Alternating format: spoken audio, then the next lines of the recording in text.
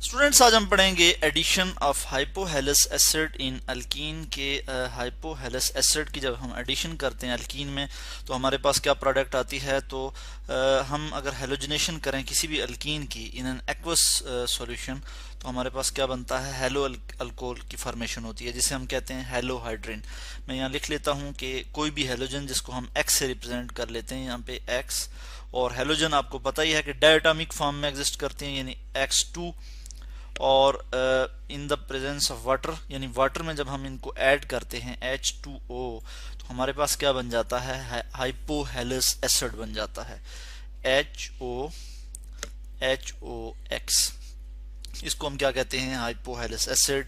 और plus HX, यहाँ पे क्या आ जाएगा, HX हाइड्रोजन हैलाइड जो है यहाँ पे आ जाएगा।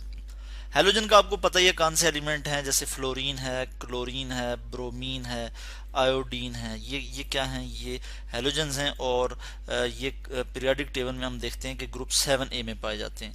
ये जब ये वाटर के साथ हम इनको रिएक्ट करवाएंगे, ये क्या बना देंगे, हाइपोहेलस एसिड। तो जब हम हाइपोहेलस एसिड को फिर उसके बाद हम रिएक्ट करवाते हैं किसके साथ, इथीन के साथ, यानी हमारे पास क्या है, C डबल बॉन्ड C। इसी तरह यानी सबसे सिंपलेस्ट अल्कीन की हम बात कर रहे हैं। और हमारे पास क्या है, यहाँ पे इथीन है C2H4। और इसको हम किससे रिएक्ट करने जा रहे हैं, इसको हम रिएक्ट करवाने जा रहे हैं हाइपोहेलस एसिड से। ठीक है, HOX। और X जो है मैंने आपको बताया कि कोई भी हेलोजन हो सकता है, कोई भी हेलोजन हो सकता है, हेलोजन एलिमेंट जिसमें फ्लोरीन है, क्लोरीन है, ब्रोमीन है, आयोडीन है। ठीक है, मगर यहाँ पे हम स्पेसिफिकली बात करेंगे क्लोरीन या फिर ब्रोमीन की। तो ये हमारे पास जो प्रोडक्ट आ जाएगी वो क्या आएगी, प्रोडक्ट में यहाँ लिख लूंगा कि कार्बन, इसी तरह मैं लिखूंगा कार्बन, और ये जो डबल बॉन्ड है ये टूट जाएगा और इसमें एडिशन हो जाएगी किसकी, जो है हाइड्रोक्साइड, ये OH जो है यहाँ पे ऐड हो जाएगा, OH। ठीक हो गया।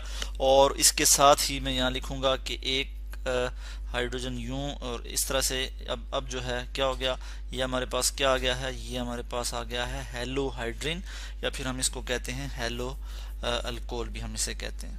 सॉरी, यहाँ पे मैंने X जो है यहाँ पे नहीं लिखा, यहाँ पे मुझे X लिखना चाहिए था। मैं यहाँ पे X लिख लेता हूँ कि ये जो X है यानी हेलोजन है ये यहाँ पे ऐड हो जाएगा। इसको हम क्या कहेंगे, हेलोहाइड्रिन, हेलोहाइड्रिन, या फिर हम इसको कह सकते हैं हेलो अल्कोहल। तो इसका हम कुछ मैकेनिज्म देख लेते हैं कि ये रिएक्शन किस तरह से प्रोसीड होता है। तो इसमें क्या होता है कि ये जो HOX है, यानी इसको मैं इस तरह से लिख लेता हूँ X। अगर X की जगह पे मैं यहाँ लिख लेता हूँ कि X की जगह अगर यहाँ पे ब्रोमीन है, X2 is equal to Br2, या फिर हम कहते हैं Cl2 भी हो सकता है। तो X की जगह पे अगर यहाँ पे मैं ब्रोमीन की एग्जांपल ले लेता हूँ, ठीक हो गया, X2।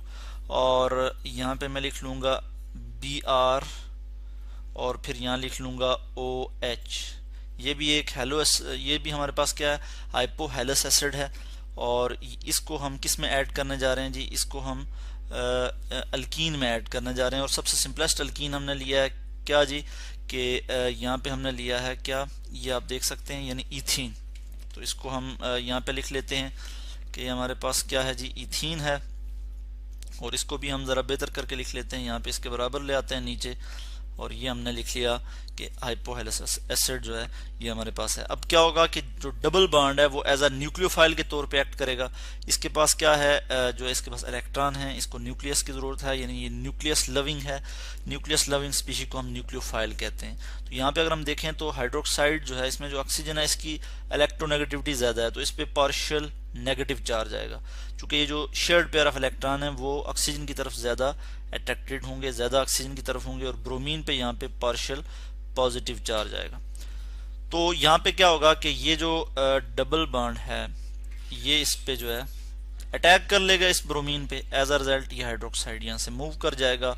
और नेक्स्ट स्टेप में क्या हो जाएगा, हम देख सकते हैं कि यहाँ पे क्या हो जाएगा, ये मैं यहाँ लिख लेता हूँ, ये कार्बन है, इसी तरह ये कार्बन, और ये जो Br है ये यहाँ पे आ जाएगा, यानी ब्रोमोनियम आयन बन जाएगा यहाँ पे Br पॉजिटिव, ये इस पे पॉजिटिव चार्ज आ गया क्योंकि यहाँ से बॉन्ड जो है टूट गया है। ठीक है, तो Br पॉजिटिव, और उसके साथ ही यहाँ पे क्या है, हाइड्रोजन है, इसी तरह यहाँ पे भी हाइड्रोजन, यहाँ पे भी हाइड्रोजन, और फिर इसी तरह यहाँ पे भी हाइड्रोजन। ठीक हो गया।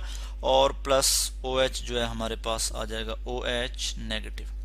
नेक्स्ट स्टेप में क्या हो जाएगा, नेक्स्ट स्टेप में हम देखते हैं कि ये जो ब्रोमोनियम आयन है, ठीक है, इसको हम क्या कहते हैं जी, ब्रोमोनियम आयन भी कहते हैं हम इसे। इस पे जो है OH का अटैक हो जाएगा, OH एज अ न्यूक्लियोफाइल के तौर पे इस पे अटैक करेगा। ठीक है, इसको हम यहाँ लिख लेंगे। यहाँ पे मैं लिख लूंगा कि OH जो है इस पे क्या करेगा, अटैक करेगा, क्योंकि OH के पास इलेक्ट्रॉन तो हैं, इसको किसकी ज़रूरत है, इसको न्यूक्लियस की ज़रूरत है। तो ये जो है इस पे, इसके लिए सारी पोजीशंस जो है आइडेंटिकल हैं, ये पोजीशन भी, ये पोजीशन भी, कहीं से भी ये अटैक कर सकता है कार्बन सेंटर पे। तो यहाँ पे ये इधर से अटैक मैं दिखा रहा हूँ, और इसके नतीजे में क्या होगा कि ये बॉन्ड यहाँ से टूट जाएगा इस तरह से। ये जो इलेक्ट्रॉन है ये ब्रोमीन को मिल जाएंगे, और नेक्स्ट स्टेप में हमारे पास क्या आ जाएगा, इसी तरह कार्बन, कार्बन Br यहाँ आ जाएगा, और यहाँ पे OH इसी तरह आ जाएगा, इसी तरह यहाँ पे हाइड्रोजन, यहाँ पे हाइड्रोजन ये वाला, और यहाँ पे भी 2 हाइड्रोजन हमारे पास आ जाएंगे। ठीक हो गया। तो इस तरह से ये हमारे पास जो प्रोडक्ट आ गई है, इसको हम क्या कहते हैं, इसको हम कह सकते हैं कि ये हमारे पास है ब्रोमोहाइड्रिन। ये क्या है जी, ब्रोमोहाइड्रिन, HYDRIN, ब्रोमोहाइड्रिन। तो इसके नतीजे में हमने देखा, यानी हाइपोहेलस एसिड जो हमने ऐड किया अल्कीन में, तो उसके नतीजे में हमारे पास क्या आ गया, हेलोहाइड्रिन यानी ब्रोमोहाइड्रिन हमारे पास आ गया। ठीक है, तो ये इसका मैकेनिज्म है जो कि हमने आज स्टडी किया।